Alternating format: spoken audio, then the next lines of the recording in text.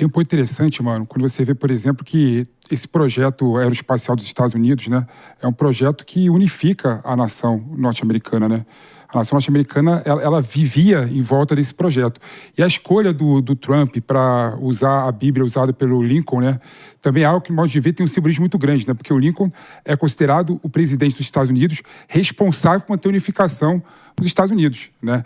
Venceu a guerra e foi responsável por manter a união entre os estados do Norte e o estado do Sul. Não deixou a fragmentação acontecer.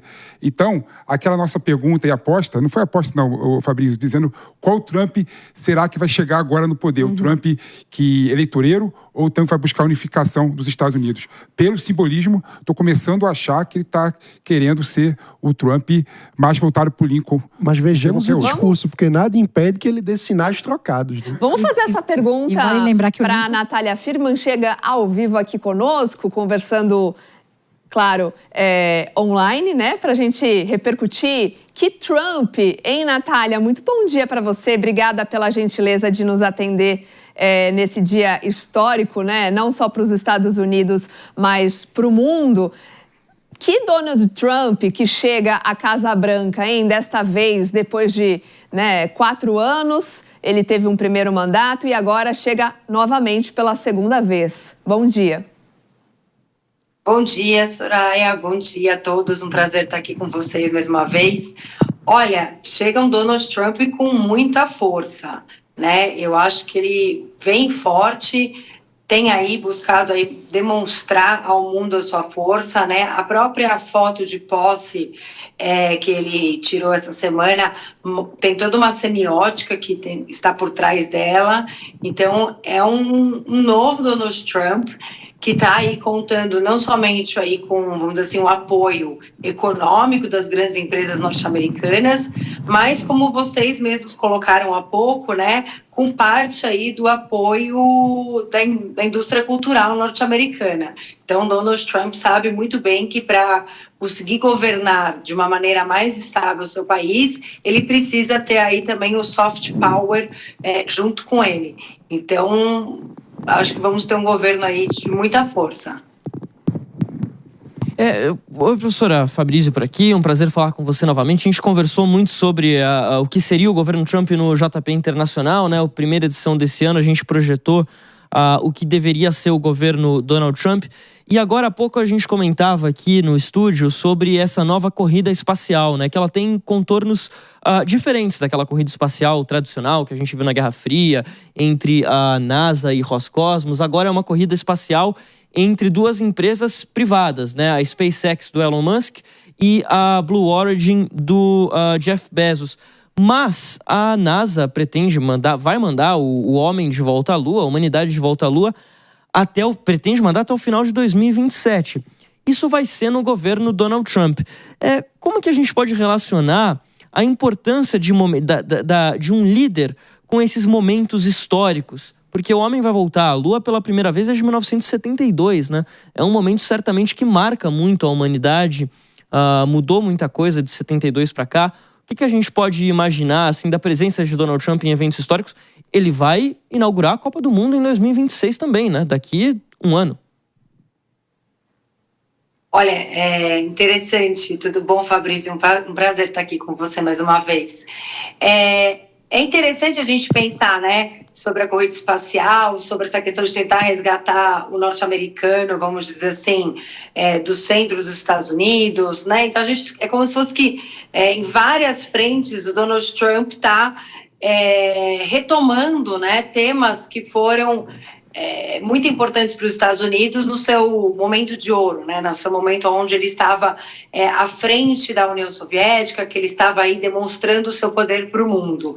E essa corrida espacial, ela é diferente, porque logicamente temos aí empresas privadas atuando, né, a NASA é uma empresa do Estado norte-americano, do governo norte-americano, e hoje a gente tem, além, né, das duas maiores que você mencionou, temos ainda outras empresas que têm buscado concorrer nesse mercado, vendo aí como um mercado de expansão nos próximos anos. Só que, se a gente for olhar para isso, a gente não sabe muito bem quais vão ser os riscos disso no longo prazo, acho que para o próprio governo norte-americano, porque essas empresas elas atendem a interesses privados que hoje estão, vamos dizer assim, de acordo com essa gestão.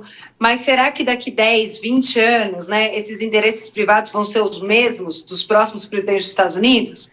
É uma pergunta a se fazer, não sabemos.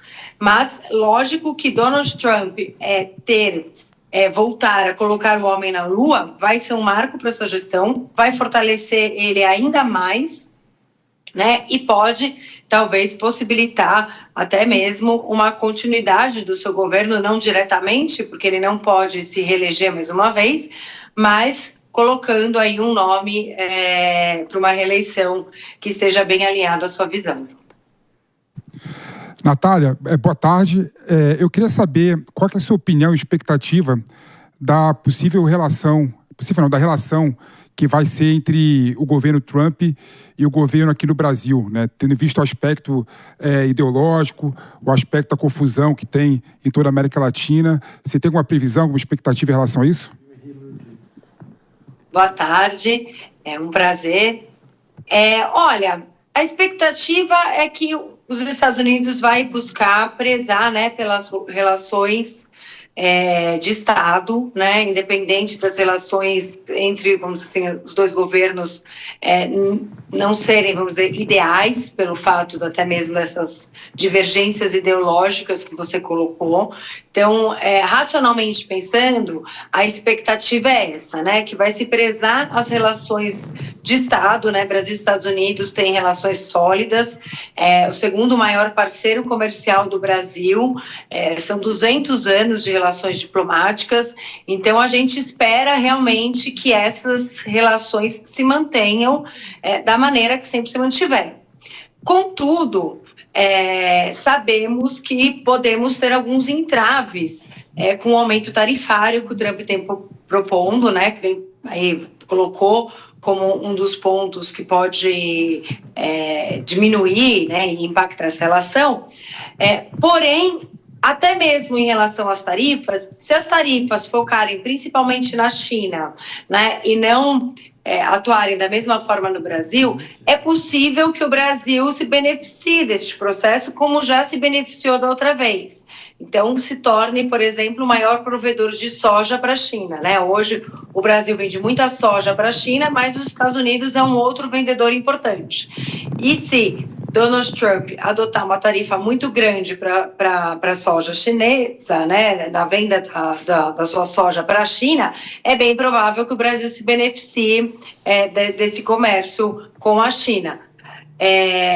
Mas, acho que só para concluir, embora as expectativas, né, racionalmente pensando, acho que são assim, positivas, a gente não deve colocar a questão ideológica como principal ponto, porque tem muito pragmatismo dentro do governo norte-americano e do governo brasileiro também, sempre fica um receio, porque o Donald Trump, ele tem essa característica, né, de ser um governante que surpreende.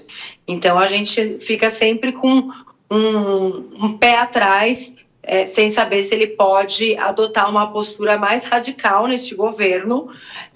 E essa posse dele, eu acho que os representantes que ele convidou para sua posse indicam que talvez uma postura mais radical em termos ideológicos seja algo que a gente vai ver na sua política externa.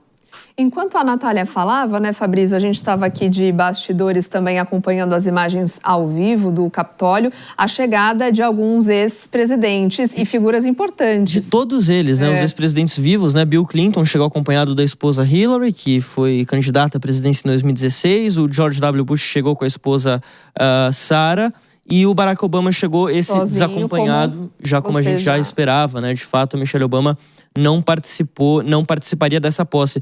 Quem também está no Capitólio, chegou agora há pouco, é o ex-vice-presidente Mike Pence.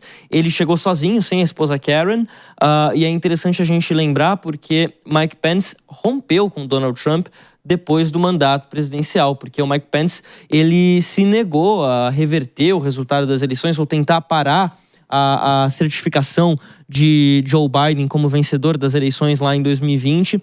Isso deixou o Trump enfurecido. Mike Pence chegou a lançar uma pré-candidatura à presidência no passado, desistiu, foi mal nas primárias, desistiu bem no comecinho, mas ele está aqui, está lá no Capitólio, né? A gente está em todos os lugares. E a esposa do Mike Pence, inclusive, a Karen Pence, ela estava com ele no velório de Jimmy Carter, que foi agora no começo do mês.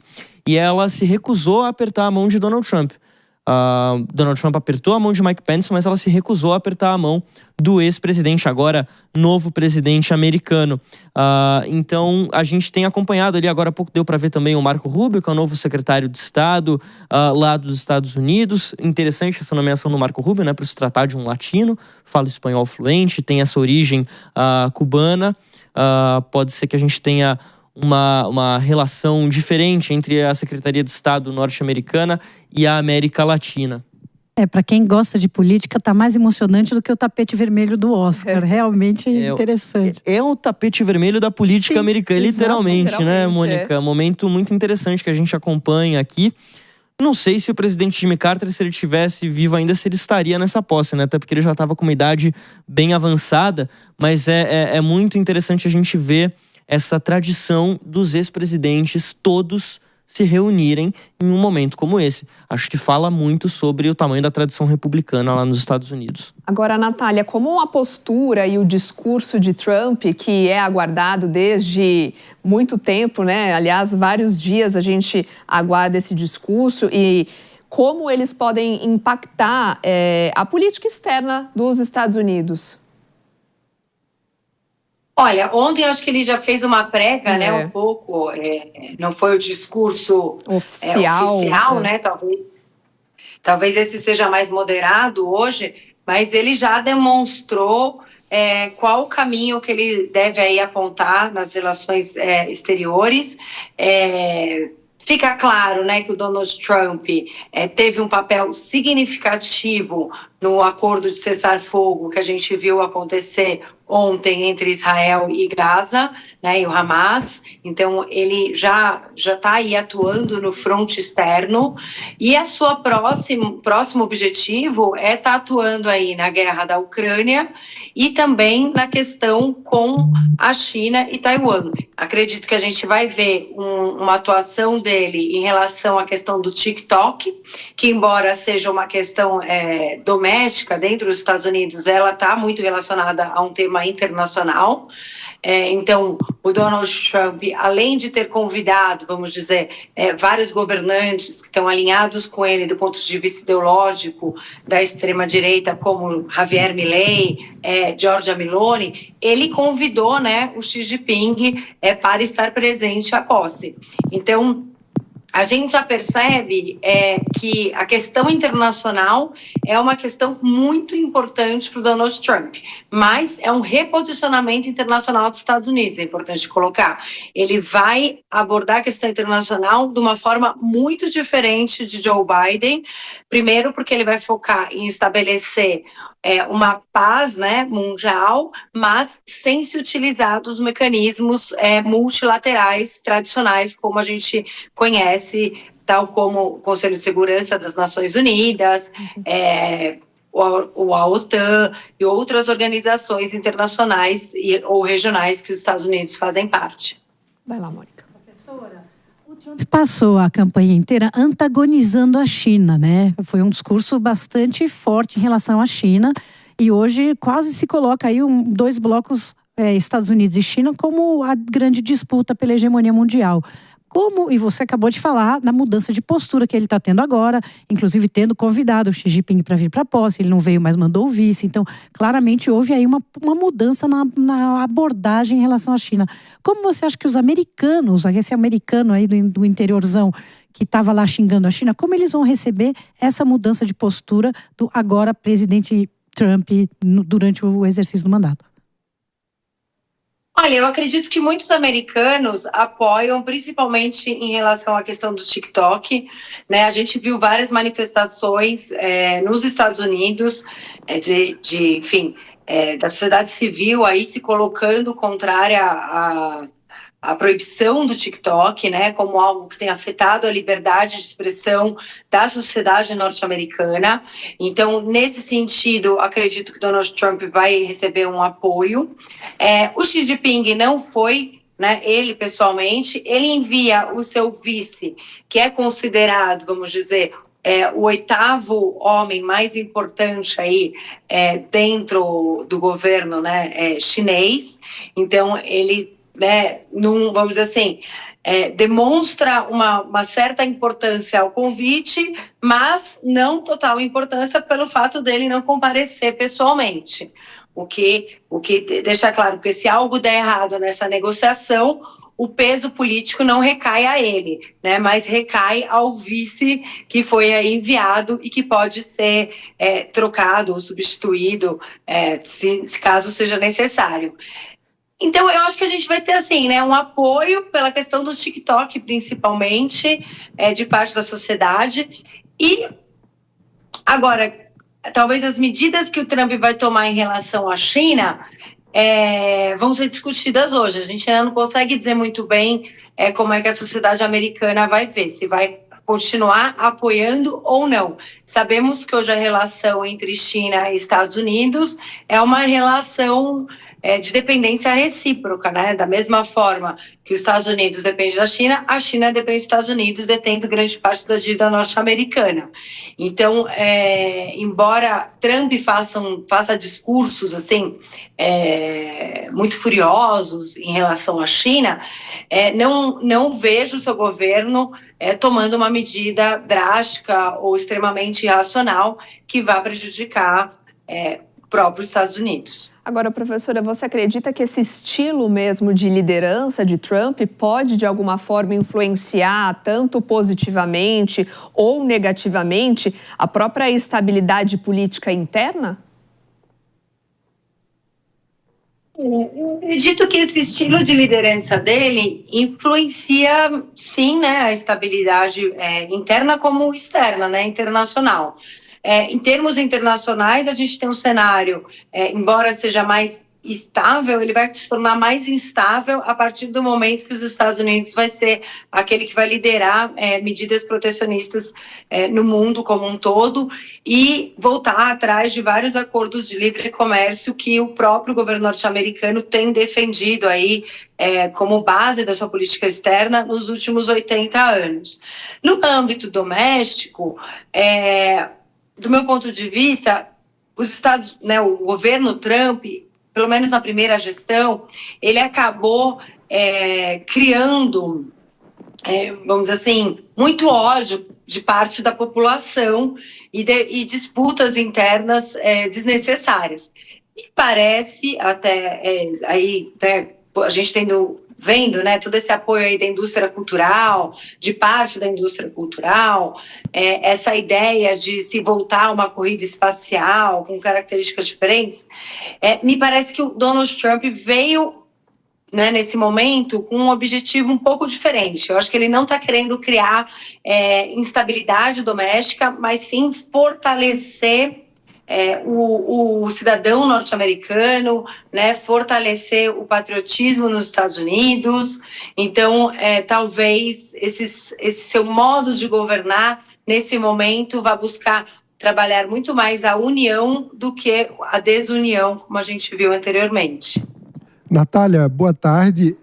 Nessa toada do fortalecimento da imagem interna, né, para o americano médio, o Trump lançou algumas bravatas de anexação de territórios, tanto da Groenlândia como do próprio Canadá, o que é uma coisa, de um ponto de vista de implementação, impensável, né? Então, eu acho que é provável que ele abandone esse discurso uma vez tomado posse. Queria saber se você concorda com essa probabilidade dele abandonar esse discurso, mas, de todo modo, gera um efeito no ponto de vista do sistema internacional, num contexto que temos a agressão da Rússia sobre a Ucrânia e tensões envolvendo a China e Taiwan e Hong Kong, né? Qual o impacto desse tipo de discurso vindo do presidente americano, na sua visão? Como que isso deve evoluir nos próximos anos? Olha, é um impacto de estabilidade, né? O Trudeau já passava por uma baixa popularidade dentro do Canadá, mas, logicamente, a postura de Donald Trump e sua posição facilitou, né, a sua saída, antecedeu a sua saída, e a gente está vendo aí uma mudança de governo dentro do Canadá, que é bem provável que venha com um discurso mais alinhado a Donald Trump. Não acredito que ele vá anexar o Canadá em si, mas ele está já construindo uma base política mais próxima desse governo que deve emergir aí dentro do Canadá. Agora, sobre a Groenlândia, nós sabemos que a questão da Groenlândia, embora pareça inicialmente algo totalmente absurdo, né? Porque alguém vai querer a Groenlândia. Quando nós olhamos os mapas de mudança climática, que embora o Donald Trump e parte do seu governo negue a questão climática, mas eles sabem, eles têm acompanhado pelo menos os mapas que mostram, né, um degelo ali da região do Ártico. E esse degelo da região da Groenlândia vai fazer com que essa área que hoje, né, é impossível a navegação, faça com que a navegação seja possível e seja feita de maneira mais eficiente. Por quê? Porque vai reduzir o tempo de navegação do Ocidente para o Oriente em cerca de 30% a 50%. Então, a gente vai ter uma redução no custo de navegação muito importante com esse processo de degelo que é previsto pelos cientistas ligados à questão climática. Então, por isso que o Donald Trump tem apresentado essa sua posição em relação à Groenlândia. Hoje a Groenlândia faz parte, né, da Dinamarca, o governo da Dinamarca já se posicionou, falando que de forma nenhuma vai entregar ou vai vender a Groenlândia para os Estados Unidos, porém talvez vejamos aí nos próximos anos a Groenlândia, né, ou a criação de uma situação em que a própria Groenlândia peça, né, a sua independência em relação ao governo da Dinamarca. Não sabemos, mas talvez isso seja possível de acontecer. Professora, obrigada mais uma vez pela sua participação aqui conosco, sempre de forma gentil nos atendendo para ajudar a gente a entender de fato todo esse cenário internacional e o que virá pela frente. Uma boa tarde por aí e até a próxima. Imagina, obrigada, boa tarde.